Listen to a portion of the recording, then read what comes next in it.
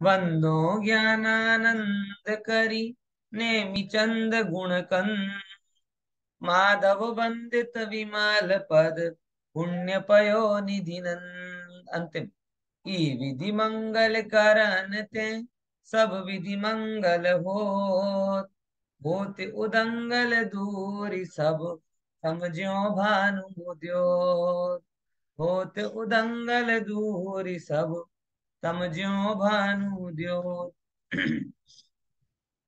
गुणस्थान विवेचन की चर्चा अपनी सिस्टमेटिकली आगे बढ़ रही है, और उसमें आखिरी क्लास में ये गुणस्थान पढ़ने के लाभ क्या क्या हैं, या अगर संक्षेप में कहें तो करणान योग को पढ़ने के क्या क्या लाभ हैं, इन लाभों पर हमने थोड़ा डिस्कशन किया। और उसे जो पीठिका है, पीठिका, ये पीठिका कहाँ की है, कोई बताएगा? ये पीठिका कहाँ की लिखी गई है? कहाँ की पीठिका है? हम्म ये घुमट एक साहब। गौमट सार ग्रंथ की पीठिका है, कि गौमट सार ग्रंथ की जो टीका टोडरमल जी साहब ने लिखी, सम्यक ज्ञान चंद्रिका, उस सम्यक ज्ञान चंद्रिका की आधार पर, या उसके पहले टोडरमल जी साहब ने इस पीठिका को लिखा है। बराबर। और क्यों लिखा वो तो आपको पता चलेगा ही चलेगा, कि सबसे पहले नंबर तो इसके लिखने का कारण ये है कि लोगों को करणान योग के प्रति अलग अलग प्रकार के भय होते हैं। कुछ भय होते हैं कि एक नंबर का भय कि भी करणान योग बहुत कठिन विषय है, हमारे समझ में नहीं आए। दूसरा भय अध्यात्म वाले लोगों में होता है, अप्रयोजन भूत है, जरूरत नहीं है। तीसरा कि भाई हमारी बुद्धि कम है, हमें नहीं समझ में आएगा, तो कोई अप्रयोजन भूत जान के नहीं पढ़ता। कोई क्या कहते हैं, कठिन है ये जानकर नहीं पढ़ता। किसी को पढ़ाने वाले नहीं मिलते इसके कारण नहीं पढ़ता। कोई को भाषा आदि का ज्ञान नहीं है इसलिए नहीं पढ़ता। तो अलग अलग तर्कों से लोग करणान योग के अध्ययन से दूर होते हैं। तो उन सब लोगों के जितने भी प्रोबेबल क्वेश्चंस हैं, उन प्रोबेबल क्वेश्चंस को टोडरमल जी साहब अराइज करके उनका लॉजिकल सॉल्यूशन कर रहे हैं। एक बहुत बड़ी विशेषता है कि वो क्या करते हैं, टोडरमल जी साहब की शैली ही ऐसी है कि वह डॉक्टर साहब ने जब टोडरमल जी साहब के व्यक्तित्व और कर्तृत्व पर पीएचडी की, तो उन्होंने एक बात टोडरमल जी साहब ने के विषय में कही जो बहुत ही शानदार है। वो क्या? उन्होंने ये कहा कि ऐसे बहुत सारे लोग होते हैं जिन्होंने आत्मा को देखा है। बराबर। ऐसे कुंद कुंद आचार्य देव, बहुत सारे आचार्य। और ऐसे भी बहुत सारे लोग होते हैं जिन्होंने समाज को भी देखा है। लेकिन ऐसे लोग बहुत विरले होते हैं जिन्होंने आत्मा को भी देखा हो और समाज को भी देखा। टोडरमल जी साहब उनमें से एक विरल विभूति है। जब वो आत्मा की चर्चा करते हैं तो ऐसे बताते हैं कि जैसे आत्मा सीधे उनके सामने अनुभव में आ रहा। और जब हमारी भूलें बताते हैं तो ऐसे एक मनोवैज्ञानिक लगते हैं। बराबर। कि जो जो हमारे अंदर में छोटी से छोटी भी संशय हो, उसे प्रश्नोत्तर आदि के द्वारा खुद उठाते हैं। और जब तक समाधान ना मिले तब तक तो हमें लगेगी वाह क्या प्रश्न है, इतना अच्छा, यही होना चाहिए। और टोडरमल जी साहब का समाधान जैसे ही पढ़ते हैं तो लगता है, क्या प्रश्न था ये। इतना अंतर है। ये उनके आंसर देने की स्टाइल से वो क्वेश्चन का क्या कहते हैं, पूरी तरीके से उसकी शंका का निराकरण हो जाता है। बराबर। उसी क्रम में हमने विषय को आगे बढ़ाया, और आगे बढ़ाकर हमने इसकी चर्चाओं को थोड़ा स्थान दिया। कि दो बातें हो चुकी, कि भाई ये इतने साल है कि आप लिख क्यों रहे हो। तो टोडरमल जी साहब ने विनय भाव से कहा कि भैया देखो हमारी ताकत तो नहीं है लिखने की, लेकिन क्या करें, बुद्धि इतनी उसके अनुसार हम कर रहे हैं। तो फिर पढ़ो, लिखते क्यों हो? तो क्या कहते हैं कि हम कहाँ लिख रहे हैं, हम तो छोटे बच्चे हैं, लेकिन हमसे भी छोटे छोटे कई और लोग हैं जिन्हें कुछ भी समझ में नहीं आता, उन लोगों के लिए हम ये लिख रहे हैं। समझ में आया? तो ये बात यहाँ पर विशेष आ जाती है कि टोडरमल जी स्वयं को अपने आप को बहुत बड़ा अधिकारी नहीं कहते कि हम बहुत बड़े बड़े वाले पंडित हैं, ना हमें ये लिखना है ना फलाना करना है। वो कहते हम तो भैया बालक ही, हमसे बड़े बड़े आचार्य विद्वान हैं, सब हैं, हमको कुछ नहीं आता, लेकिन हमसे भी कम बुद्धिशाली लोग हैं, हम तो उनको समझाने के लिए लिख रहे हैं। ठीक है ना? इस बात को उन्होंने आगे बढ़ाया। अब और आगे विषय को बढ़ाते हैं, और ये 3rd नंबर का क्वेश्चन आज अपने को चर्चा में लेना। कौन पढ़ेगा ये? खुशी बहन पढ़ेंगी। हाँ, पढ़ी खुशी बहन।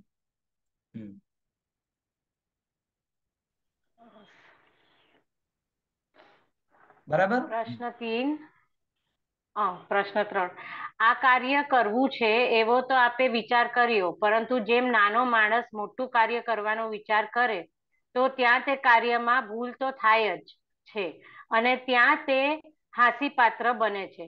તે જ પ્રમાણે આપ પણ મંદ બુદ્ધિવાળા થઈને આ ગ્રંથની ટીકા કરવાનો વિચાર કરી રહ્યા છો, તો ભૂલ તો થશે જ, અને ત્યાં હાસ્યને પાત્ર થઈ જશો. જો આ ઉત્તર. એક સેકન્ડ પહેલા પ્રશ્ન સમજી લો. પ્રશ્નમાં પણ બહુ આમ મનોવૈज्ञानिक बात છે कि मोटा भागे લોકો, बहुत सारे लोग कोई नया काम क्यों नहीं करते? नया काम करने के पहले एक ही डर रहता है, गड़बड़ हुई तो लोग हंसेंगे, गड़बड़ हुई तो लोग हंसेंगे, गड़बड़ हुई तो लोग हंसेंगे, और वो कोई हंसेगा, इसके चक्कर में हम नया काम नहीं करते। लेकिन मुझे ये बता दो भैया, एक एक बड़ी सामान्य सी बात है, कहते हैं कि बच्चे 2 साल की उम्र में 70 70 80% तक सीख जाते हैं। उसके बाद पूरी जिंदगी नहीं सीख पाते ज्यादा। क्या कारण है?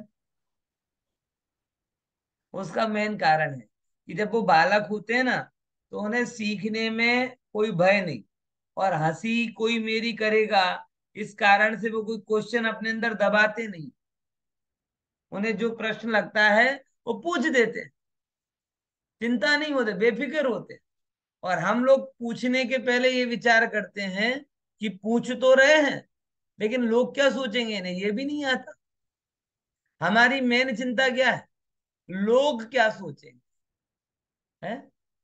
अब बताओ, जो जो लोग की चिंता करे, वो नरक में लोग आएगा क्या आपको? लोग, मैं एक सिंपल सी बात करता हूँ, 4 लोग आपको कह दें कि आप बड़े बुद्धिमान हो, आप बड़े बुद्धिमान हो, तो क्या 4 लोगों के कहने से आप बुद्धिमान हो जाओगे?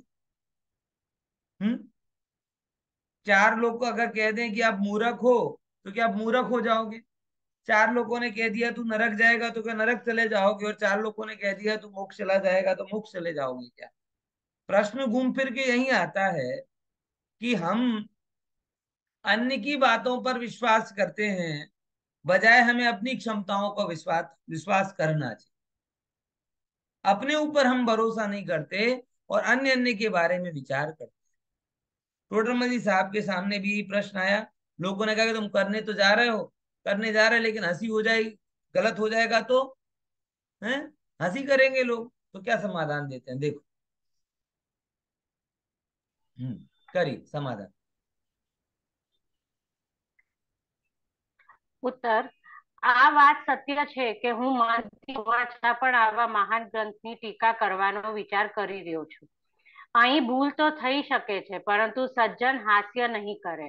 જેમ બીજા બાળકોથી વધારે ભણેલો બાળક ક્યાંક ભૂલ કરે ત્યારે મોટેરા એવો વિચાર કરે છે કે બાળક છે તો ભૂલ તો થાય, પરંતુ બીજા બાળકોથી ભલો છે, આ પ્રમાણે વિચારી હસશે નહીં. તે પ્રમાણે હું અહીં કાંઈ ભૂલી જાઉં તો હા, તે हाँ, પ્રમાણે હું અહીં કાંઈ ભૂલી જાઉં તો ત્યાં સજ્જન પુરુષ એવો विचार करते। વિચાર કરશે કે તે મંદબુદ્ધિ હતો તેથી ભૂલ તો થાય, પરંતુ કેટલાય અતિ મંદબુદ્ધિ વાળાથી તો ભલો એટલે કે સારો જ છે, આવો વિચાર કરી હાસ્ય નહીં કરે. जो एक बहुत सिंपल वस्तु तुमने कहूं कि आज कोई अपन को मंद बुद्धि कह दे, ए मंद बुद्धि, बोलो केस कर दोगे? हिम्मत कैसे, झगड़ लोगे? बुद्धि का प्रूफ दे दोगे? अब बुद्धि का प्रूफ दे रहे हो कि मंद बुद्धि का प्रूफ दे रहे हो, ये समझ लो। अगर समझदार होते तो किसी के उकसावे में आते नहीं, लेकिन मंद बुद्धि थे ना, इसलिए उकसावे में आ गए। समझ में आया? तो ये बात जरा समझ। तो विचार ना, टोडरमल जी साहब क्या कहते हैं कि मैं तो मंद बुद्धि हूं।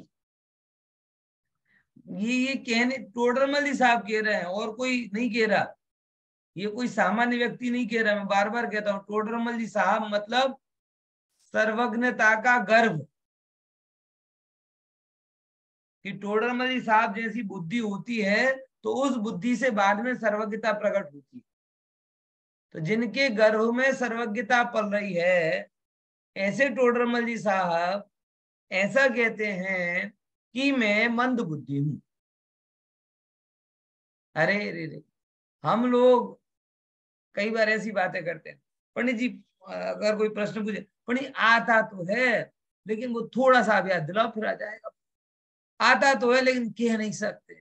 आता तो है लेकिन पूछे तो बता नहीं सकते। ये कुछ ऐसे तरीके हैं जिससे हम अपनी पूरी अज्ञानता को छिपा जाते। सही बात है कि नहीं? क्योंकि कई बार आप विचारना, जिसको आप कंप्लीटली समझ लेते हो उसे सरल भाषा में कहना ये बड़ी सहज बात है। अगर आप सहज नहीं कह पा रहे हो, मतलब कहीं ना कहीं समझने में कमी है। बात समझ में आई कि नहीं है? आप अपने बच्चे, 2 साल का 3 साल का बालक है वेदांत से, बराबर, उससे आप पूछो कि बेटा स्कूल में क्या क्या हुआ, वो पूरी बात बता देगा कि उससे लड़ाई हुई, उससे झगड़ा हुआ, उसका टिफिन खाया, उसको खिलाया, उसके बाल खींचे, उसको नोचा उसका बुक फाड़ी, सब एक एक बात कह देगा। इसमें क्या बड़ी बात है? मतलब जो जो उसने किया, जो जो उसने समझा, उसको अपनी सामान्य भाषा में कहने का क्षमता तो उस छोटे बालक को भी आ जाती है। समझ में आया? उस छोटे बालक को भी आ जाती है। तो फिर हम तत्व समझकर कब तक यही बात कहते रहेंगे कि नहीं, आता तो है लेकिन कह नहीं पाते, आता तो है लेकिन कह नहीं पाते। ये कहने में क्या मिसिंग है, हम वो विचार नहीं चाहते। क्योंकि अगर आपको कंप्लीटली आता है और बीच में कोई भी मिसिंग आपने घापची नहीं मारी, समझ में आया, पूरे थरली आपने सीखा है, तो आप उसे सरल भाषा में कह सकते। हम ये नहीं कहते कि अलंकारिक भाषा में कहो, हम ये भी नहीं कहते कि बिल्कुल गड़बड़ नहीं करोगे, लेकिन सरल भाषा में अगर सुना है तो सरल भाषा में कह भी सकते हो। अगर आप कहने लग जाओ तो समझ लो कि सही तरीके से आप समझे हो। आप लिखने लग जाओ तो समझ लो कहीं सही तरीके से आप समझे हो।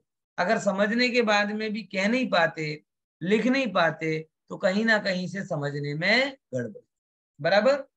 परफेक्शन अलग चीज है, परफेक्शन अलग चीज है, लेकिन शुरुआत ही ना कर पाओ वो बड़ी अलग चीज। ठीक है ना? तो टोटल मल्ली साहब यही कहते हैं, किसी ने कहा कि भाई गड़बड़ी हो जाएंगी तो हो जाने दो। हम कहाँ कह रहे कि हम सर्वज्ञ हो गए, हम तो मंद बुद्धि हैं। अब बताओ कौन कह रहा है टोटल मल्ली, हम तो मंद बुद्धि हैं। फिर दृष्टांत क्या देते हैं? जैसे बालक चाहकर तो कोई गलती करता नहीं है, होशियार बालक को हमने को पढ़ा रहा हो, लेकिन भूल से कोई गलती हो जाए तो, भूल से कोई गलती हो जाए तो वो क्या कहेंगे, अन्य बालकों से तो अच्छा है। हंसी नहीं उड़ाएंगे। देखो यहाँ पे लिखा है ना, क्या कहते हैं कि अगर सज्जन तो क्या कहते हैं मंद, यहाँ पे यह है ना कि भाई मंद बुद्धि था महान गंध की विचार, तो भूल तो थई सके मगर सज्जन नहीं करेंगे। क्यों? क्योंकि बालकों से ज्यादा पढ़ा हुआ बालक अगर भूल करे तो मोटा लोग को एम विचार करे कि बालक है तो भूल होगी होगी, लेकिन अन्य बालकों से तो अच्छा है, कम से कम भूल करके भी समझ तो रहा है, बता तो रहा है, पढ़ तो रहा है। लेकिन अन्य बालक तो पढ़ते ही नहीं है, समझते ही नहीं है, तो उनकी से तो बहुत ही वो अच्छा है, और वो बालक तो हास्य का पात्र नहीं करेंगे। बराबर? टोडरमल साहब कह रहे हैं, और वही बात हम लोग अभी पकड़ के चलते हैं। कई लोग कहते हैं अरे रे रे, जब तक सर्वज्ञ नहीं बनो तब तक बोलना नहीं चाहिए, बात ये भी सही है, भगवान के लिए सही है। लेकिन ऐसे जानकर सब चुप्पी साध लेंगे तो कोई किसी को कुछ कहेगा ही नहीं, फिर कौन किसको समझाएगा। पॉइंट समझ में आया? तो बहुत सारे लोग कहते हैं कि नहीं नहीं, अभी इतनी कम उम्र में प्रवचन नहीं करने चाहिए, और पढ़ना चाहिए, और पढ़ना चाहिए, गृहस्थ को प्रवचन नहीं करने चाहिए, साधु को करना चाहिए, आचार्य को करना चाहिए। भाई बराबर है, साधु करें, आचार्य करें, सब करें, कोई दिक्कत नहीं है, लेकिन इतना ध्यान के रखें कि कोई घर की बात ना करे। सर्वज्ञ की बात बालक भी कहे, 8 साल का बालक, तो सिर पर रखकर स्वीकार कर लेना। और अपने मन की बात कोई वेशधारी भी कहे तो भी कहना भैया तुम कह रहे हो लेकिन गारंटी क्या है। पॉइंट समझ में आया, ख्याल में आया? तो ऐसा नहीं समझना कि हम पूरा जान लेंगे तभी कहेंगे, नहीं, कहते जाओगे, पढ़ते जाओगे, बोलते जाओगे, सुनते जाओगे, तो और निखरते जाओगे, सुधरते जाओगे। बराबर? इसीलिए ये नहीं कहना कि भाई जो कर रहे हैं, हम कहाँ कह रहे हैं, हम अपनी बात कहें तो गलत है, लेकिन सर्वज्ञ की बात कहें तो क्या गलत है, और उसमें अगर कोई गलती हो जाए तो स्वीकारने की तैयारी। बोलना कभी गलत नहीं होता, गलत बोलना भी गलत नहीं होता, लेकिन गलत बोलने पर, गलत अगर ये सिद्ध हो जाता है तो उसे नहीं स्वीकारना सबसे बड़ा गलत। क्या बोला? बोलना भी गलत नहीं होता, और गलत बोलना भी उतना गलत नहीं होता। सबसे गलत क्या होता है? जब आप अज्ञानता के कारण गलत बोल जाओ और अहंकार के कारण उसे नहीं सुधार, वो सबसे गलत। जिन वाणी में ये अक्षम्य अपराध है। क्या बोला? क्या बोला फिर से? दो बातें, एक तो बोलना गलत नहीं है, और अज्ञानता में बोला गया गलत कथन भी बहुत गलत नहीं है। कब तक? कब तक? कि जब तक आप अज्ञानता में कहे हुए कथन को अहंकार का विषय नहीं बनाते। ठीक है, हम तो बालक है, मंद बुद्धि, बोलने में गड़बड़ी हो जाएगी तो सुधार लेंगे, कहते कहते ही सुधरेगा ना, करते करते ही सुधरेगा ना, बस कोई दिक्कत नहीं है। तो ऐसा विचार करके सज्जन हास्य नहीं करेंगे। लेकिन ये दुर्जन नाम की प्रजा है, वो क्या करेगी? पढ़ो अगला प्रश्न, चौथा। સજ્જન તો હાસ્ય નહીં કરે પરંતુ દુર્જન તો કરશે જ ને. ઉત્તર: દુષ્ટ તો એવા જ હોય છે જેના હૃદયમાં બીજાના નિર્દોષ સારા ગુણ પણ વિપરીત જ ભાસે છે, પરંતુ તેના ભયથી જેમાં આપણું હિત થાય એવા કાર્યને કોણ ન કરે. जो बहुत सरस बात कही, बोले दुष्टों के से तो क्या बोलोगे तुम, है कि एक वही व्यक्ति है जो चांद के सौंदर्य को देखता है, और एक व्यक्ति चांद में दाग को देखता है। होता है कि नहीं होता? है? ऐसे होते ना, बिल्कुल। भाई दुष्टों का स्वभाव ऐसा हो, वो कहते ना, वो आपके तो दलपत राम की कहानी है, बागड़ा ने चाच बाकी है, नहीं तो आवा की पहला तो पहली बाकी। આપના 18 વાકા. हाँ, ऊंट એ છે ને, હા, બધાના તો એક આપના 18 છે, बराबर। अब ये होमवर्क में कौन किसकी बात, दलपत दलपत राम जी की कविता है। બોલે દલપતરામ. हाँ, दलपत राम जी की कविता है, सुनी होगी आपने कई बार, बराबर। कि पोपट की चांच बाकी है, बगुले की डोक बाकी है, किसी की कुछ बाकी है, किसी, और ये कह कौन रहा? ऊंट कह रहा, ऊंट कह रहा है, बराबर। अब ऊंट के देखकर वहां पे किसने बोला था? श्याल ने बोला था, किसने बोला था? किसी ने बोला था, हाँ, कि ये बोला कि और की तो શિયાળ एक चीज टेढ़ी है। શિયાળ बोलता है. सियाल, हाँ, सियाड़ बोलता है। तो શિયાળ. उसकी तो एक चीज टेढ़ी है, आपकी तो बताना तो एक वाक, आपना 18 છે। ऊँटना કેટલા? ऊँटना 18 वाक, 18 जगह से उसका शरीर टेढ़ा है, लेकिन उसके बावजूद भी ऊँट की बुद्धि वाले जैसे लोगों को अपने दोष दिखाई नहीं देते, और अन्य के दोष बहुत दिखाई, ये दुर्जन स्वभाव है। सच बता रहा हूं, एक बहुत लिटमस टेस्ट है जो हमें करना चाहिए। आप कितने सज्जन हुए ये इस पर डिपेंड नहीं करता कि आप अपने आप को कितना सज्जन मानते हैं। ये इस पर डिपेंड करता है कि अन्य जो लोग हैं वो आपको सज्जन दिख रहे हैं कि दुर्जन।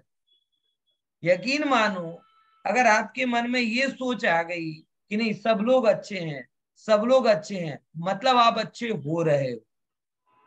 और अगर आपके अंदर में ये सोच है कि कोई अच्छा नहीं है, ये अच्छा नहीं है, वो अच्छा नहीं है, तो यकीन मानो कि अच्छाई आपके अंदर नहीं।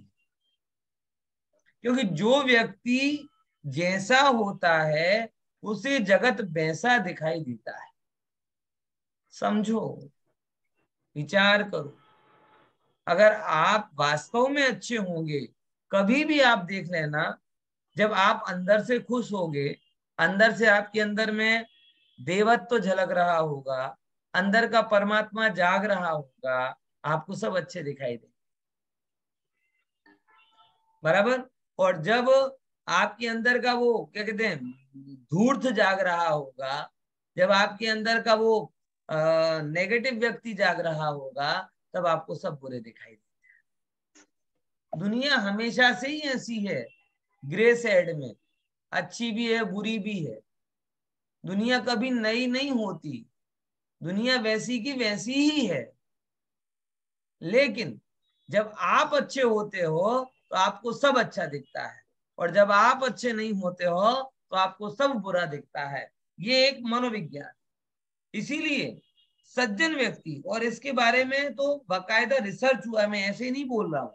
शायद कोई यूनिवर्सिटी का मैंने एक रिसर्च पेपर पढ़ा था, अमेरिकन कोई यूनिवर्सिटी थी, उसमें रिसर्च हुआ कि एक दो दो क्लास रखी, दो क्लास में एक पेपर दिया सबको और बोला कि भैया आपको जो बुरा लगता हो उसके नाम ऑर्डर में लिखो, सब प्राइवेटली सीक्रेटली। कि भाई जैसे कि 10-20 लोग हो ना, तो बोले ये बुरा लगता है, सबसे ज्यादा बुरा लगता है उसको सबसे पहले, कम बुरा लगता है उसको दूसरे नंबर, थर्ड नंबर पे ये। बराबर। ये किया, समझे? तो आपको जानकर ये आश्चर्य होगा कि जिस व्यक्ति ने सबसे ज्यादा बुरे लोगों की लिस्ट बनाई थी, वो बुरे लोगों की लिस्ट में सबसे ज्यादा बार आया। रियल में। और कुछ लोग ऐसे थे जिन्होंने बोला नहीं नहीं कोई बुरा नहीं हो, और वास्तव में उनका नाम किसी लिस्ट में नहीं है। समझे? डायरेक्ट से पूछा क्लास में यहाँ पे हूँ, ये तो खैर अलग टेस्ट है, अपनी क्लास में अप्लाइड नहीं करूंगा मैं। लेकिन फिर भी इन केस अगर करना हो, बोलो चलो भाई लिखो सबसे बुरा जो लगता है वो लिखो, 1 2 3 4, mister X, mister Y, mister Z. बराबर। तो सबसे ज्यादा जिसने ये बोला, जिसने ये बोला कि भाई ये खराब है, ये खराब है, ये खराब है, जिसकी नजर में सबसे ज्यादा खराब लोग थे, वो सबकी नजर में सबसे ज्यादा खराब। और जिसकी नजर में कोई खराब नहीं था, उसको भी किसी ने खराब नहीं। ये कुदरती व्यवस्था है। जब सज्जनता आपके अंदर में उतरती है तो उसका एक लक्षण ये भी होता है कि आप अन्य को सज्जन देखना शुरू कर देते हैं। क्या बोला? फिर से, जब सज्जनता आपके हृदय में उतरती है या आप सज्जन बनते हैं, तब उसका एक इफेक्ट क्या होता है कि आपको सब सज्जन दिखने लगे। और इसका रिवर्स भी क्या बनेगा, बताओ? है? बोलो दिगेश भाई। જ્યારે આપ દુર્જન હો તો બધા દુર્જન જ દેખાય છે તમને. દુર્જન જ દેખાશે. એટલે એ ફેક્ટ છે. જગત કેવો છે? જગત તો પહેલાથી જ એવો ને એવો જ છે. તમે જેવા છો એવો જગત તમને દેખાશે. ये तो सब एक काल्पनिक बातें हैं जो लोग कहते हैं कि चौथे काल में सब अच्छा था और छठे काल में सब बुरा होगा, देव गति में सब अच्छा है, नरक गति में सब बुरा होगा। कभी भी ऐसा नहीं हुआ कि सब जगह के सब लोग बहुत अच्छे हो गए हों और सब जगह के सब लोग बहुत खराब हो गए। कभी ऐसा नहीं होता। हर जगह अच्छे बुरे अच्छे बुरे अच्छे बुरे सब लोग ही रहते हैं। ऐसा ही सिस्टम है। इसीलिए जैन धर्म बहुत मनोवैज्ञानिक धर्म है। वो आपसे ये बताना चाहता है कि भैया देखो, आपको अच्छा बनना है ना, आपको अच्छा अच्छी चाहिए ना, आप सबको अच्छा देखना चाहते हो, और आपकी दृष्टि में अभी दोष दिख रहा है ना, पहले नंबर अपने को सुधारो। बराबर। बीजाना एक वहां का आपना 18 बीजाना तो एक कई बार जब होता है, मतलब मैं कई बार ये कहता हूँ, मेरे मिलने जुलने वालों से भी बात कहता हूँ कि कोई कोई की बुराई करने जाए तो मैं हमेशा कहता हूँ कि वो व्यक्ति आपके पास बुराई करने क्यों आया, कहीं ना कहीं से कोई सिग्नल आपने भेजा होगा ना। है, देखो आज तक ट्रेन में के बस में कोई मुझसे तम्बाकू मांगने नहीं आया। भाई रखे होगा थोड़ा उद्यान है मावा। बराबर। और अब दूसरी बात, ट्रेन में बस में जिनको खाने पीने की तलब लगती ना, वो खोज ही लेते हैं, और खोज लेते हैं और लेके भी जाते हैं। तो उन्हें कैसे पता चलता है, ये तम्बाकू तो छिपा के रखता है, लेकिन उसका ध्यान वो जाता है और उसको पता चल जाता है कि नहीं, यही चिलमची होना चाहिए अपने जैसा, है मावा पार्टनर, समझे, तो उससे मांगता है और मिल जाता है, हो जाता है। ये फैक्ट है। कई बार ये बात सोचने, आप सबको सोचना पड़े। जो आपसे ये कह रहा हो, जो आपसे कह रहा है, पहले તમારા વારામાં એમ કહેતો તો પહેલો પ્રશ્ન એવો જોઈએ, તમને જ કેમ કહેવા આવ્યો? એવું એને નહીં કહેવાનું, પણ વિચાર કરવાનો कि भाई आ मामला थोड़ो झोलझाल वालों છે कि कोई व्यक्ति हमारी बुराई में रस ले रहा है, तो इसने ऐसा क्या सोचा होगा कि वो इससे हमारी बुराई करने के। ये विचार है, हर किसी से नहीं कर सकता, इससे क्यों करने गया। मतलब कहीं ना कहीं फ्रीक्वेंसी मैच कर रही। और जो जो आपसे, आपकी जो कहते हैं ना, आपसे अन्य की बुराई कर रहा है, वो अन्य से आपकी बुराई भी कर रहा होगा। नियम। अच्छा, और वो इस गलत फहमी में भी जी रहा होगा कि मैं बहुत अच्छा हूं, और उसको एक गलत फहमी और होगी कि मैं अच्छा हूं लेकिन लोग मुझे गलत समझते। ये सब सीरीज चलती है, एक के बाद एक गलत फहमी होती, चलती कि नहीं चलती है। फिर से मैं जो बोल रहा हूँ बड़ा साइकोलॉजिकल बोल रहा हूँ, आप बहुत शांति से समझिएगा इस बात को। वो तुरंत रिएक्शन देने की बजाय गंभीरता से उस चीज को विचार करिएगा। क्या पॉइंट टू पॉइंट कह रहा हूँ सब बातें। पहले नंबर की बात कि कोई व्यक्ति अगर आपसे अन्य की बुराई कर रहा है, तो नियम क्या होगा कि वो आपकी बुराई भी अन्य को कर रहा हो। एक बात, बराबर, क्योंकि उसे बुराई कारण नहीं, उसकी बुराई आदत है। एक बात हो गई ख्याल में। दूसरे नंबर, जब कोई व्यक्ति बुराई करता है तो वो ये मानता है कि मैं अच्छा हूं ना, सब बुरे हैं। बराबर। मैं अच्छा हूं और सब बुरे हैं। और तीसरे नंबर की बात, एक और गलतफहमी उसके अंदर में होती है कि मैं अच्छा हूं लेकिन लोग मुझे गलत समझते। समझ रहे। एक्चुअल में उल्टा है, तू बुरा है और अपने आप को अच्छा समझ रहा है। सोचो जरा, विचारो कि अगर आप जितनी चर्चा अन्य की बुराई में लगाते हो, उतनी चर्चा गुणस्थान में लगा देते, तत्वार्थ को जानने में लगा देते, आत्मा परमात्मा को जानने में लगा देते, तो बेड़ा पार नहीं हो जाता है। प्रवचन पौन घंटे का बुरा बड़ा लगने लगे, और निंदा पुराण 3 घंटे का छोटा लगे। नहीं है ठीक, रॉन्ग चॉइस है, गलत बात है। इसीलिए फंडामेंटल सुधार करो। बुरा दिख रहा है, समझ में आया, बुरा जैसे क्या ना कि मेरे चश्मे पर ऐसे वो नहीं हो जाती, एसी से बाहर निकलो तो वो वराड़ वराड़ सी पूरी जम जाती है ना, है ना। तो क्या करते हो आप, दुनिया को पहुंचने जाते हो, क्या करते हो, अरे बड़ा छोटा सा काम पड़ लीजिए, क्या करते हो, ऐसे करके ऐसे पहुंच दिया। ये कि जिस चश्मे से बुराई दिखे उस चश्मे को ज्ञान से पोंछो। क्या बोला? दुनिया में पोंछा लगाने मत जाओ। जिस चश्मे पर बुराई दिख रही है उस चश्मे को पोंछो, रोको अपने आप उस ब्लरिंग इमेज से। और इसका एक बहुत अच्छा उपाय मैं कहता हूं, जो मैं व्यक्तिगत रूप में बहुत करता हूं, सबको मैं, वो बहुत इफेक्टिव उपाय है। कर्मोदय से कभी भी किसी के प्रति बुरे विचार आ सकते हैं, लेकिन जब आपको किसी के प्रति बुरे विचार आए तो इंटेंशनली, विलिंगली, इच्छा पूर्वक आप उसके बारे में अच्छा अच्छा सोचना चालू करो। क्या बोला? ये उपाय करना बहुत, मेरा तो बड़ा क्या कहते हैं, अक्सीर इलाज है।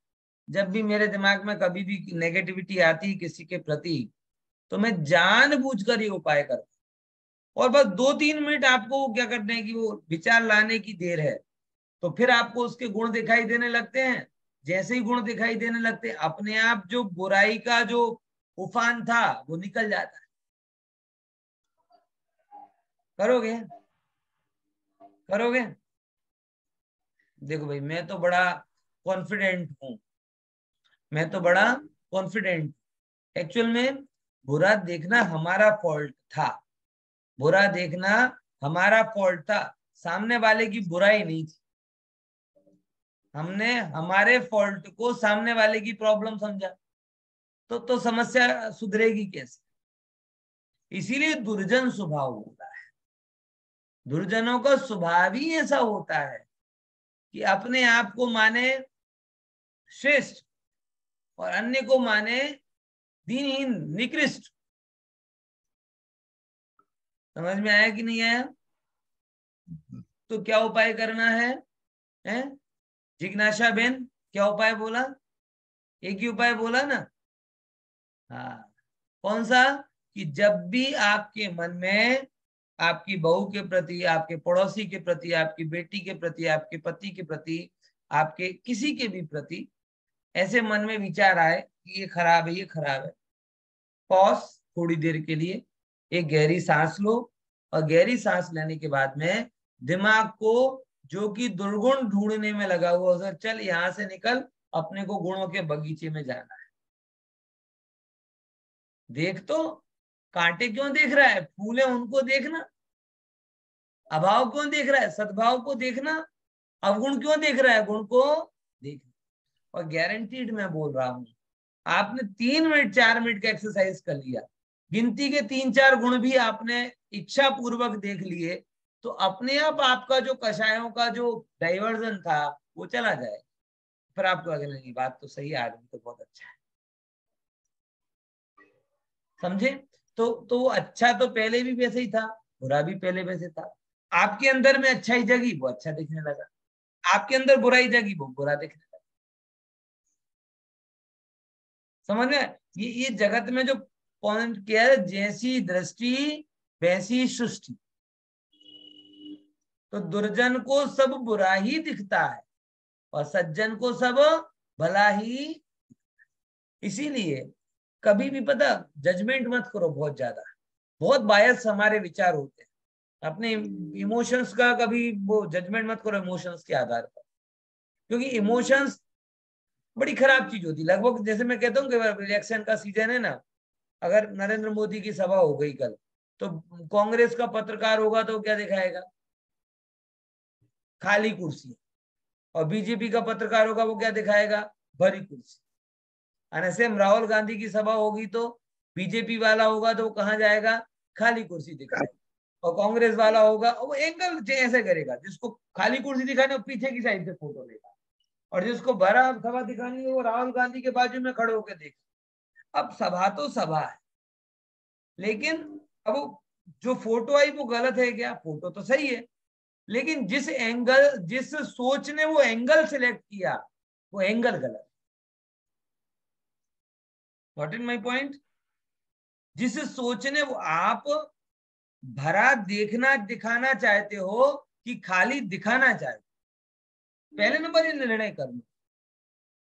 आप किसी के प्रति अहोभाव से भरे रहोगे तो आप भरी भरे रहोगे, और किसी के प्रति दुर्भाव से भरे रहोगे, खाली खाली दिखाई। समझ में आया? तो सभा तो सभा होगी, इसीलिए कभी भी ये भला है ये बुरा है, ये एक क्षण के विचारों से निर्णय करने मत जाओ। हमारे विचार बहुत बायस होते हैं, बहुत पक्षपातपूर्ण होते हैं। वो वही उतना ही सत्य दिखाते हैं जितना वो दिखाना चाहते हैं। इसीलिए मैं कह रहा हूं, हमेशा इमोशंस के आधार पर निर्णय मत लो, ज्ञान के आधार पर निर्णय।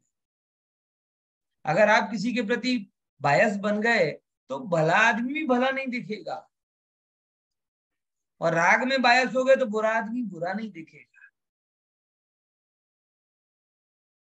भला बुरा देखने के पहले वो समतल भूमि करो कि भाई मैं भला कह रहा हूं तो किस कारण से, और बुरा कह रहा हूं तो उस कारण से। और उसके आगे मैं बताऊं ना, जब आप थोड़े और आध्यात्मिक रूप से आगे जाएंगे ना, तो आपको एक बड़ा गहरा रहस्य पता चलेगा कि एक्चुअल में जगत में कोई भला नहीं है, कोई बुरा नहीं है। जिसको हम भला जानते हैं उसमें बुराई का अंश कम है, और जिसको हम बुरा जानते हैं उसमें भलाई का अंश कम। बाकी भला भी बुरा है और बुरा भी, क्या तेल लेने जाए भला बुरा, अच्छे बुरे अच्छे बुरे अच्छे बुरे के चक्कर में पड़ना। सबके ज्ञाता दृष्टा रहो, बुरे में भी भला देखने की कुव्वत डेवलप करो। समझ में आया है? समझे? तो ये जो टोडरमल जी साहब ने ये तमाम बातों को एक पॉइंट में कह दिया। कौन सी? कि दुर्जनों का तो स्वभाव ही होता है, इसीलिए दुर्जनों के भय से अच्छा काम करना छोड़ दोगे, दुर्जनों के भय से अच्छा काम करना छोड़ दोगे, तो ऐसा नहीं है कि आप बच जाओगे। वो कुछ भी करोगे उसमें दोष निकाल देंगे, और परफेक्ट 100% सब लोग तारीफ करें वही काम करोगे, तो ऐसा तो कोई काम आज तक बना ही नहीं।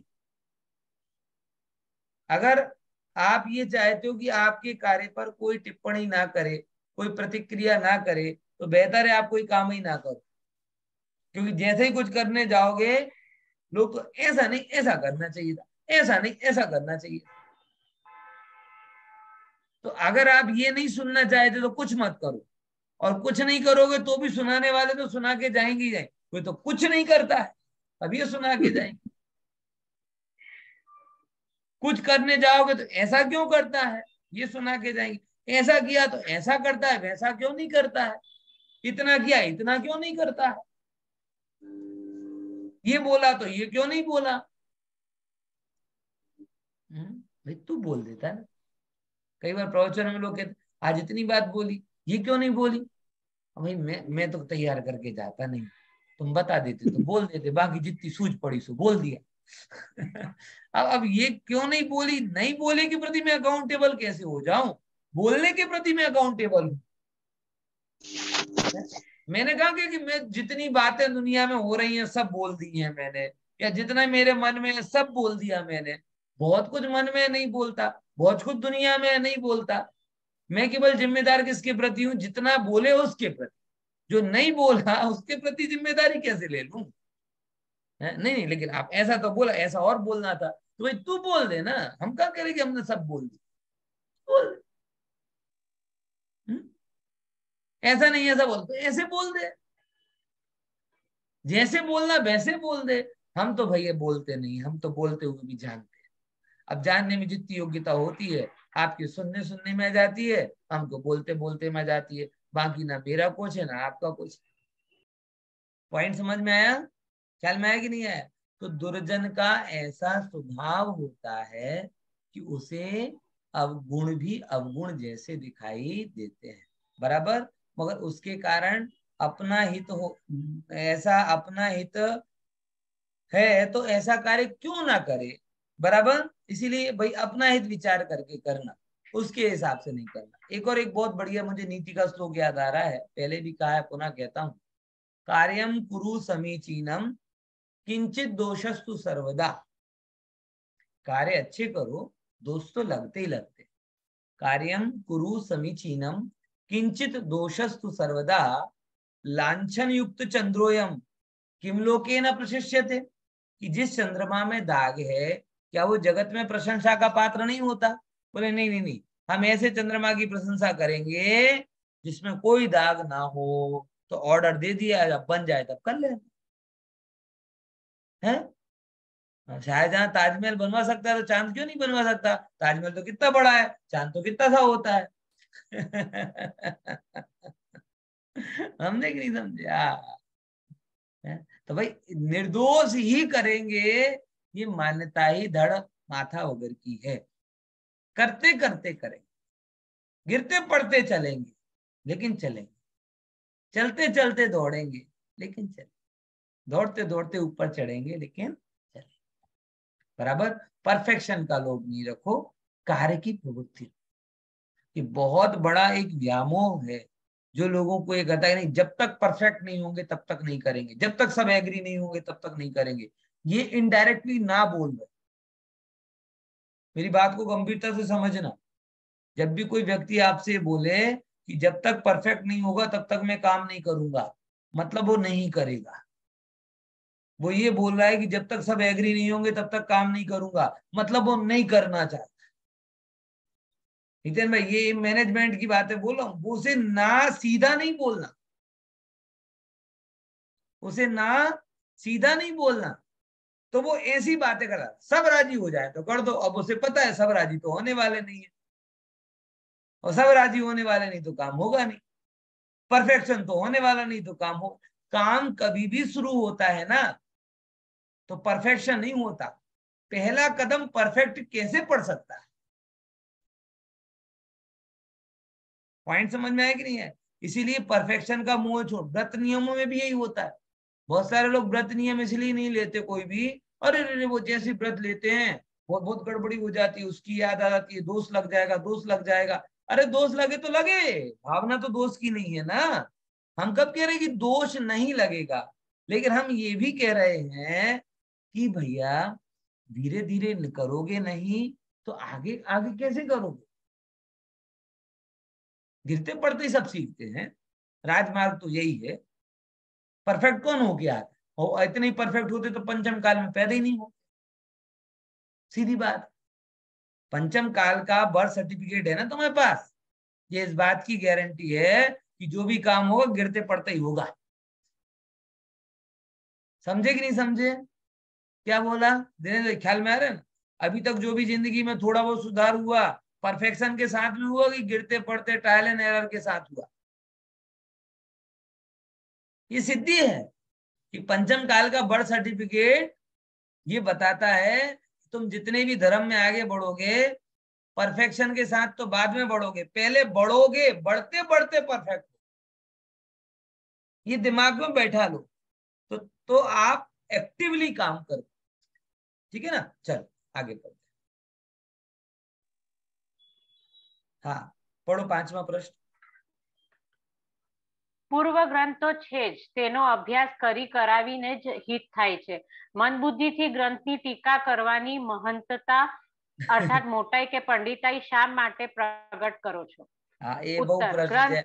घણા લોકો કહે ને કે આટલા બધા તો છે, હવે તમે શું આવું નવું કરી લેવાના છે, કેમ નવું કરવાની મોટાઈ કરો છો? એ લોકોને દરેક છે પોતે કઈ કરવું નથી અને બીજાને વગોવું છે, આ નિયમ જ હોય છે। પોતે કઈ કરવું નથી, આ ગ્રંથ આવી રીતે કેમ છાપ્યો, આ આવી રીતે કેમ વ્યાખ્યાન કરે, આ પોતે કઈ કરવું નથી પણ કોઈ કરવા જાય એમાં એમને રસ બહુ છે। એ જ પ્રશ્ન અહીંયા કર્યો। આટલા બધા ગ્રંથો છે, નવા ગ્રંથો લખવાની શું જરૂર છે? ઘણા લોકો આજે પણ ये बात कहते, इतनी सारी किताबें, नई किताबें लिखने की क्या जरूरत है? भाई तुम मत लिखो और क्या, तुम मत पढ़ो, लेकिन लिखने वालों को आत्म कल्याण के हित में लिखने दो और पढ़ने वालों को आत्म कल्याण के हित में पढ़ने दो, उनको रोको मत। पॉइंट समझ में आया? क्या बोला? पहले नंबर ये चीज मान लेना कि सब लोग एक से हैं, एक स्टेज पर हैं, ये मान्यता ही व्यर्थ है। सब अलग अलग स्टेज पर हैं, अलग अलग रुचि वाले हैं, अलग अलग अवस्था वाले हैं, तो कोई भी नए कार्य को हतोत्साहित नहीं करना। आज भी लोग कहते अरे इतने मंदिर है, नए मंदिर नहीं बनने चाहिए, अरे भैया, नए मंदिर अगर अच्छे हेतु से बन रहे हैं तो बनाओ, कसाई के कारण बन रहे तो मत बनाओ। मैं तो कहता हूँ 1 किलोमीटर 1.5 किलोमीटर के रेडियस से हर 1.5 किलोमीटर में एक जन मंदिर होना चाहिए। क्यों? क्योंकि अगर आज आपको आपके बच्चों को पहुंचाना है तो नजदीक में ही पहुंचा सकोगे, कम्युनिकेशन में टाइम लगेगा तो बच्चे आएंगे नहीं। हर मंदिर में पाठशाला चलनी चाहिए। बोले इतनी जगह तो चलती है, इतनी जगह क्या, एक और चला।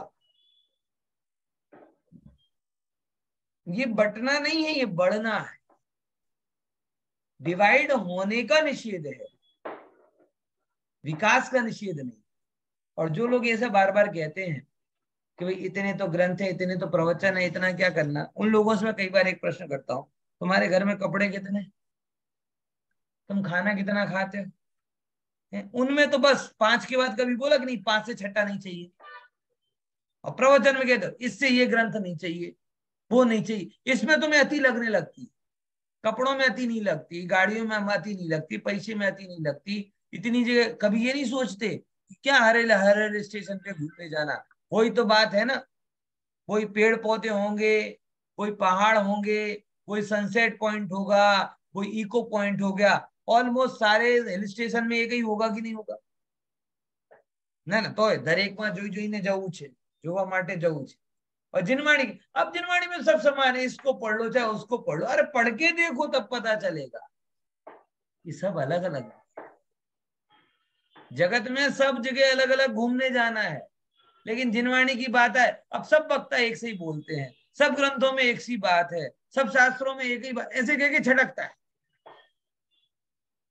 और घूमने एक भी होटल में ये कहेगा, कई लोग तो ऐसे वखाण करते कि साहेब अहमदाबाद में एक पण होटल ना हो ने ज्યાં આપણે ગયા ના હોય। આવું વાત કરે કે જેમ કે આપણું ભોજન પરાવર્તન બતાવતો હોય। ભોજન પરાવર્તન ખબર છે ને, એક ક્ષેત્ર પરાવર્તન હોય, એક એક ક્ષેત્રમાં જન્મ મરણ વાળો। એમ એને શું બતાવવું છે? પોતાનો ભોજન પરાવર્તન। એક એક હોટલમાં ભમી આવ્યો છે, ભોમિયો। બરાબર? એ તો નવું નવું જોઈએ। અને ગ્રંથોના નામે આજ વાત છે, આજ વાત છે, કાલે વ્યાખ્યાનમાં આવી વાત આવી, આજે વ્યાખ્યાનમાં આવી વાત આવી, આમ કરી કરીને છટકે છે। બરાબર?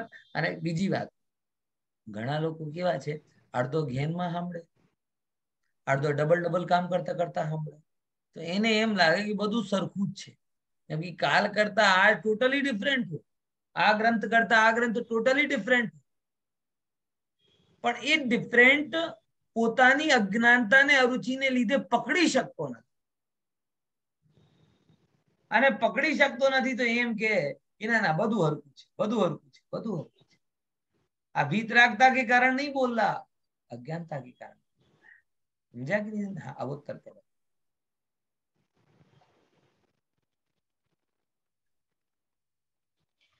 ઉત્તર, ગ્રંથનો અભ્યાસ કરવાથી ગ્રંથની ટીકા રચના કરવામાં ઉપયોગ વિશેષ લાગે છે, અર્થ પણ વિશેષ સમજમાં આવે છે। અન્ય જીવોને ગ્રંથ અભ્યાસ કરાવવાનો સંયોગ થવો દુર્લભ છે, અને સંયોગ થવા છતાં કોઈક જીવને જ અભ્યાસ થાય છે। ગ્રંથની ટીકા રચવાથી તો સર સ્ક્રોલ ડાઉન। हाँ, ओके।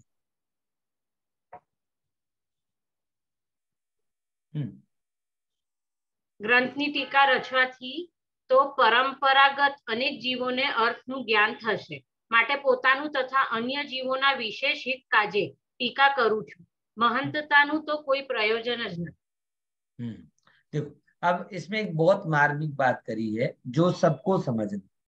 टीका लिखना, ग्रंथ लिखना, लेकिन जगत के लिए बाद में, अपने लिए पहले।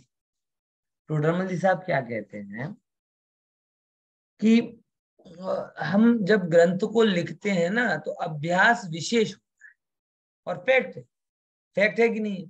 वही चीज को आप जब क्या कहते हैं खुद लिखो और लिखे हुए को पढ़ो, तो ये चीज जो आप पढ़ रहे हो इसको पढ़ने में ज्यादा जोर नहीं लगेगा। लेकिन यही पैराग्राफ आपको बोले कि जो पढ़ा था उसे लिख कर बताओ, है। अब जैसे खुशी बहन है, इतल बहन है, ये पॉइंट्स निकालती हैं कभी, तो मैं इनको बहुत कहता हूँ, कई बार कहता हूँ कि इनमें आपकी भलाई, अन्य की भलाई के लिए नहीं कर रहे हो। अगर आप पॉइंट निकालने की जिम्मेदारी या कोई कोई भी चीज के हेतु से जब आप उसे राइट डाउन करते हो तो ग्रंथ का पूरा प्रमेय, व्याख्यान का पूरा प्रमेय ख्याल में आता है, नहीं तो मिस हो जाता है। ये फैक्ट है, writing is a best reading, best learning. इसीलिए टोडरमल साहब कह रहे हैं कि लिखने में अभ्यास बहुत होता है। जो लोग बड़े थोड़े आलसी टाइप की वृत्ति वाले होते हैं उन लोगों को सुनने का काम बहुत अच्छा लगता है। क्यों साहब? और उसमें भी द्रव्यान योग सुनो। क्यों? क्योंकि 10 मिनट पहले करोगे तो आत्मा शुद्ध थी, और बीच में झपकी आ गई और बीच में नींद खुली तो भी आत्मा कैसी रही? शुद्ध ही थी। मतलब द्रव्यान योग सुनना सबसे आसान का। प्रथमान योग में भी उपयोग लगाना पड़ता, करणान योग में भी बड़ा उपयोग लगाना पड़ता, और चरणान योग में थोड़ी शर्म आती है, अरे बाप रे इतनी ऊंची बात हम कुछ नहीं कर पाते, तो चरणान योग में शर्म आती है। प्रथमान योग में थोड़ा करणान योग में उपयोग लगाना पड़ता है, और प्रथमान योग में जनरली मजा आता है। द्रव्यान योग बड़ा क्या कहते हैं, शांति वाला ग्रंथ, और उसमें मेरे जैसा कोई वक्ता हो तो एक लाइन है और 1 घंटा चल रही है आराम से। वो चाहे पहले पढ़ लो चाहे बाद में पढ़ लो, चाहे 10-15 मिनट का गैप ले लो, तो भी वो बात तो अकड़ता है तो अकड़ता ही रहेगी। बीच में 2-4 दृष्टांत निकलेंगे और क्या होगा। समझ में आया कि नहीं आया? बात तो वही रहेगी, ये सुनना बढ़िया, ये सुनना बढ़िया, ये सुनना बढ़िया। क्यों? दिमाग पे जोर ही नहीं देना। अरे जिनका जोर संसार में है उनका जोर स्वाध्याय में नहीं है, और जिनका जोर स्वाध्याय में है उनका जोर संसार में नहीं। इसीलिए आप जो भी सुनते हो, जो भी पढ़ते हो, उसे नोट डाउन करो, याद करो, वेस्ट मत जाने। समझ में आया? जगत में अन्न को अपन वेस्ट जाने देते क्या, व्यर्थ जाने देते क्या? अन्न का बगाड़ नहीं करते, पैसों का बगाड़ नहीं करते, हेल्थ का बगाड़ नहीं करते, तो सबसे ज्यादा कीमती तो ज्ञान है, तो ज्ञान का बगाड़ क्यों कर देता है? ऐसे नाली में आप दूध को जाने दोगे क्या? जो बेसिन है वहां पे पानी आपने फेंक दिया, दूध को जाने दोगे क्या? घी को जाने दोगे क्या? तो दिमाग की में क्यों उसको नहीं जाने देते? क्यों बिगाड़ गटर में चला जाता है, वो आपके प्रमाद की गटर में ज्ञान चला जाता है? हृदय की सिंहासन पर क्यों नहीं आता? समझे ना? तो ये जी बहुत मनोवैज्ञानिक रूप से टोडरमल साहब कह रहे हैं लिखने में अभ्यास ज्यादा होता है, इसीलिए लिखना अभ्यास है। क्या है? अभ्यास, प्रैक्टिस, आपका इन्वॉल्वमेंट। और मैं तो एक और बात कहता हूं कि जितनी हम लोग सुनने की अब प्रैक्टिस करते हैं ना, वैसी वांचन की भी प्रैक्टिस करो, क्योंकि सुनने में प्रमाद की संभावना है, वांचन में थोड़ा पुरुषार्थ होता है। सुने पढ़े को लिखने में उससे ज्यादा पुरुषार्थ चाहिए, लिखे हुए को याद करने में उससे ज्यादा पुरुषार्थ चाहिए, और पुराने सब पढ़े लिखे के आधार पर नया लिखने और नया बोलने में उससे ज्यादा पुरुषार्थ। समझे कि नहीं समझे? फिर से सबसे ऊपरी काम क्या होता है? सुनना।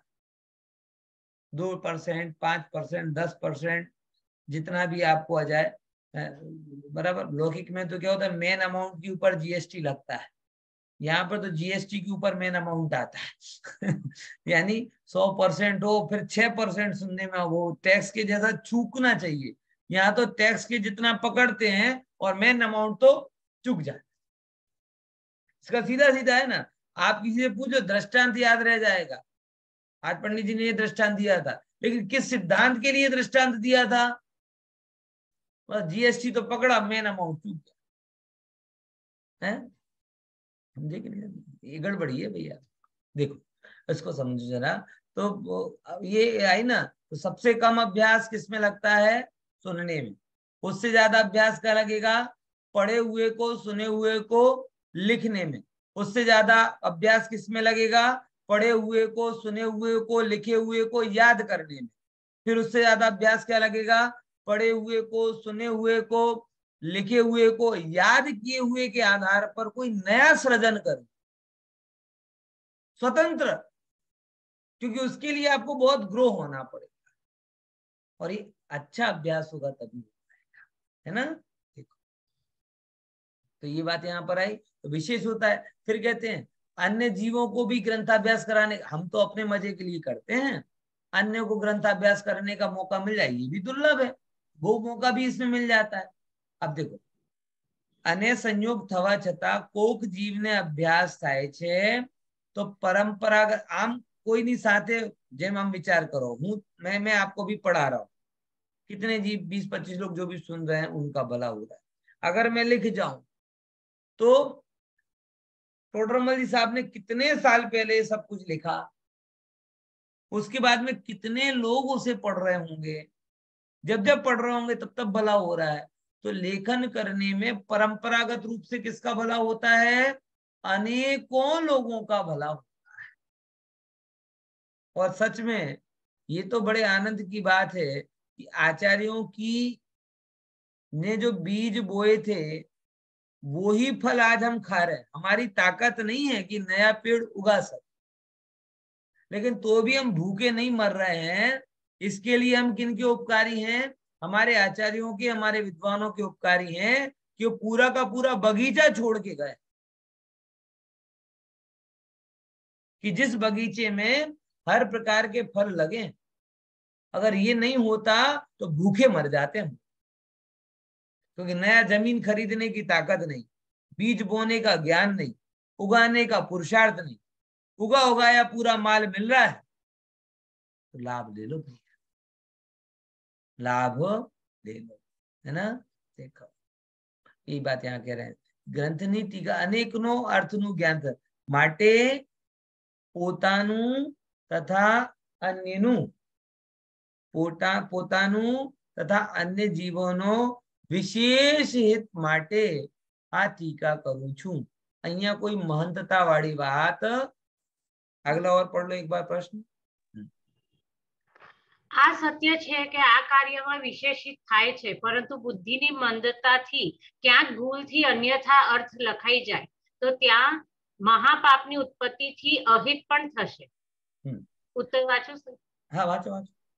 ઉત્તર, યથાર્થ સર્વ પદાર્થના જ્ઞાતા તો કેવડી ભગવાન છે, બીજાને જ્ઞાનાવરણના સંયોગક્ષમ અનુસાર જ્ઞાન છે, તેઓને કોઈ અર્થ અન્યથા પણ લાગે, પરંતુ જીનેન્દ્ર દેવોનો એવો ઉપદેશ છે, કુદેવ કુગુરુ કુશાસ્ત્રોના વચનની પ્રતીતિથી તથા હઠથી તથા ક્રોધ માન માયા લોભથી તથા હાસ્ય ભયાદિકથી જો અન્યથા શ્રદ્ધા કરે તથા ઉપદેશ આપે તો તે મહાપાપી છે, તથા વિશેષ જ્ઞાનવાન ગુરુના નિમિત્ત વગર તથા પોતાના વિશેષ સંયોગક્ષમ વિના કોઈ સૂક્ષ્મ અર્થ અન્યથા પ્રતિભાસિત થાય અને તે એવું જાણે કે જીનેન્દ્ર દેવનો ઉપદેશ આવો જ છે એમ જાણી કોઈ સૂક્ષ્મ અર્થની શ્રદ્ધા કરે અને ઉપદેશ આપે તો તેને મહાપાપ નથી થતું।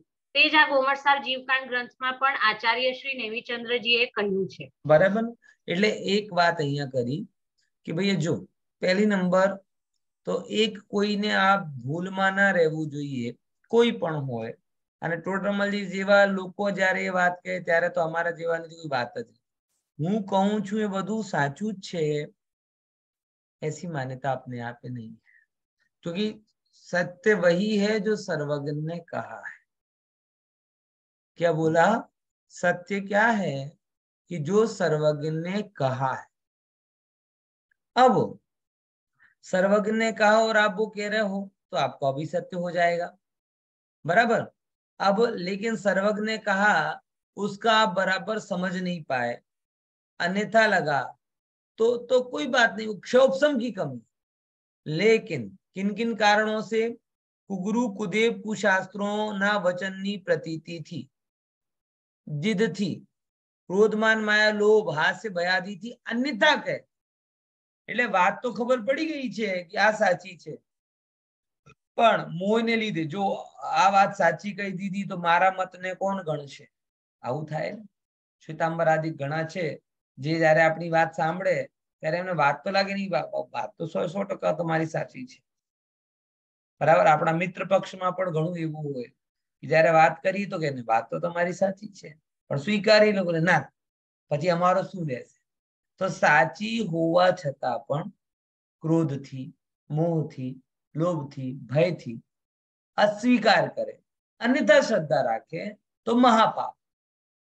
પણ અજ્ઞાનતાને લીધે કઈ થઈ જાય, ભાઈ મને એવું લાગે છે, જેમ કે ભાઈ કભી કભી अपन नहीं करते कि नंबर दबाना है 9898345678 એવું કઈ નંબર હોય, अपने 9898435678 થઈ જાય, अपने को लगाना नहीं है लेकिन लग गया तो क्या कहते हैं, अरे रे बहुत पाप हो गया, बहुत पाप हो गया, 3 की बजाय 4, सॉरी रॉन्ग नंबर। फिर ये थोड़ी बोलते हैं कि अरे अरे अब रॉन्ग नंबर लगा, चलो आपसे बात ही कर लेते, अब पाप आया तेरे में। आप समझे, कोई भाई फोन लगाए और वहां से कोई बहन उठा ले फोन, अब बहन ने फोन उठा लिया और उसे पता चला कि मैं तो कहीं दूसरी के फोन लगा रहा था, ये तो कहीं और लग गया, बराबर, और उसने रॉन्ग नंबर कह के रख दिया, तो कोई दोष नहीं। अब वो कहेगी अब रॉन्ग नंबर लग गया तो कोई बात नहीं, अब फोन लगाया तो बात तो कर ही लेते हैं ना। तो अगर वो बात कर रहा है तो पाप है, और वो बहन भी बात कर रही है तो पाप। समझे कि नहीं समझे? पाप कब नहीं है, भूल से लग गया, sorry wrong number, it's okay, बात खत्म। लेकिन रॉन्ग नंबर में आधे घंटे तक लगे रहो। मेरे एक मित्र है ना, वो कई बार अपनी पत्नी के लिए बोलते, भाई इनको तो फोन पे इतनी बात करने की आदत है कि भूल से कहीं रॉन्ग नंबर भी लग जाए तो आधे घंटे तो रॉन्ग नंबर पर बात कर लेते हैं। समझे कि नहीं समझे? अब ख्याल में आया? तो जानकर भी अगर भूल हो तो पाप होती है, लेकिन हमने समझा कि ऐसा है, बराबर, और ऐसा जानकर कह दिया। अब वैसा नहीं था, किसी ने समझा दिया, कोई बात नहीं, अपने वचन पीछे, हमारे वचन तो थे ही नहीं। अरे अगर मैंने वचन पीछे खींच ली तो मेरी नाक का क्या होगा, लोग कहेंगे तो फालतू के फोकट के डॉक्टर है, इन्हें तो कुछ आते ही नहीं है, पढ़े लिखे ही नहीं। अरे भैया, अपने श्रुत ज्ञान, सौक्ष्म ज्ञान यानी भूलों का भंडार, भूल होना नैसर्गिक है, बराबर। क्या बोला? भूल होना प्रकृति है और भूल को सुधार लेना संस्कृति है। समझे कि नहीं समझे? क्या बोला? भूल होना क्या है? प्रकृति है, और भूल को सुधार लेना संस्कृति है, और भूल में अटके रह जाना ये विकृति। समझे कि नहीं समझे? भूल में अटके रह जाना कषायों के कारण नहीं, अब बोला तो बोला, अब यही है। कोई ने बोला कि साहब वो माउंट एवरेस्ट 8,848 मीटर ऊंचा है, बराबर, और इसने बोल दिया गया पढ़ाने वाले ने 8,846 मीटर। तो एक विद्यार्थी ने बोला कि साहब मैंने तो पढ़ा 8,848 मीटर ऊंचा है, बोले तुम्हें पता नहीं, 2 मीटर बर्फ थी वो पिघल गई। तो तुझे कहां से पता चला है? बोले मेरे पास खबर है, हम गुरु नहीं है, वो गुरु नहीं है, वो धूर्त है। वो कौन है? धूर्त है, जो अपनी ज्ञान के साथ साथ, ज्ञान को बताने के साथ साथ अपनी भूल को स्वीकार ना कर सके, वो गुरु नहीं है, वो धूर्त है, बराबर। गुरु अहंकारी नहीं होता, सर्वज्ञ नहीं होता तो अहंकारी भी नहीं होता। सर्वज्ञ नहीं होने के कारण भूल होती है, और अहंकारी नहीं होने के कारण उनको सुधार लेता है, बराबर। लेकिन जो कुगुरु होते हैं, अगुरु होते हैं, वो अल्पज्ञ होने के कारण बार बार भूल करते हैं, और अहंकारी होने के कारण कभी उन्हें सुधारते नहीं है, इसीलिए महापापी। समझ में आया? तो भूल होने से घबराना नहीं, भूल को स्वभाव जानना, बराबर, लेकिन उसको दूर करने का अपना प्रयास, विशेष चर्चा अपन। जय जिनेंद्र। जय जिनेंद्र। जय जिनेंद्र। जय जिनेंद्र।